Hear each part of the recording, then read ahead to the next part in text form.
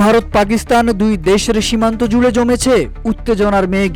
ইতিহাসের পুরনো ক্ষত যেন আবার মাথা চাড়া দিয়ে উঠেছে। এই প্রেক্ষিতে কারাগারের চার দেয়ালের ভেতর থেকে জাতিকে সতর্ক থাকার আহ্বান জানিয়েছেন পাকিস্তানের সাবেক প্রধানমন্ত্রী ইমরান খান। বিশ্বকাপজয়ী এই ক্রিকেটার মনে করেন ভারতের প্রধানমন্ত্রী নরেন্দ্র মোদী প্রতিশোধ নিতে পারেন। হুঁশিয়ারি দিয়ে জানিয়েছেন, মোদীর প্রতারণামূলক ও অবিশ্বস্ত আচরণের কারণে আগামীতেও ভারতের পক্ষ থেকে আগ্রাসন ও সংঘাতের আশঙ্কা থেকেই যাচ্ছে। তাই পাকিস্তানকে সেই পুনরাবৃত্তির জন্য প্রস্তুত থাকতে হবে।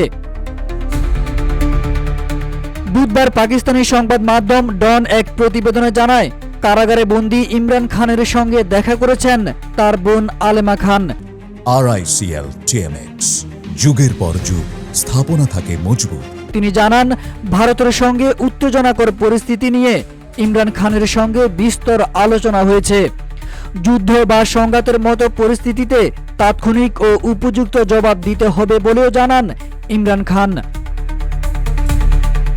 এদিকে পিটিআই এর কেন্দ্রীয় তথ্য বিভাগ জানিয়েছে, ইমরান খান বলেছেন, পাকিস্তানের সশস্ত্র বাহিনী ভারতের বিরুদ্ধে যেভাবে জবাব দিয়েছে তা শুধু দেশের জনগণের মনোবলই বাড়ায়নি, বরং কারাগারে থাকা অনেকের মধ্যেও সাহস জুগিয়েছে। পিটিআই চেয়ারম্যান ব্যারিস্টার গহর আলী খান এক বিবৃতিতে শাহবাজ শরীফের নেতৃত্বাধীন সরকারের সমালোচনা করে বলেন, যদি ভারতের মতো প্রতিদ্বন্দ্বীর সঙ্গে যুদ্ধবিরতি সম্ভব হয় তাহলে নিজেদের রাজনৈতিক বিরোধীদের সঙ্গে সংলাপ কেন অসম্ভব হবে।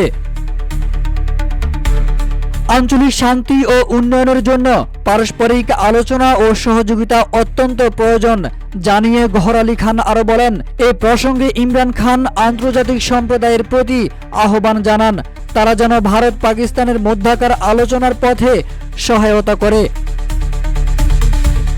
তার ভাষায়, পিটিআই সবসময় গঠনমূলক সংলাপের পক্ষে। সরকার যদি সর্বদলীয় সম্মেলন আহ্বান করে তবে তাদের রাজনৈতিক কমিটি সেখানে অংশগ্রহণের বিষয়টি বিবেচনায় আনবে।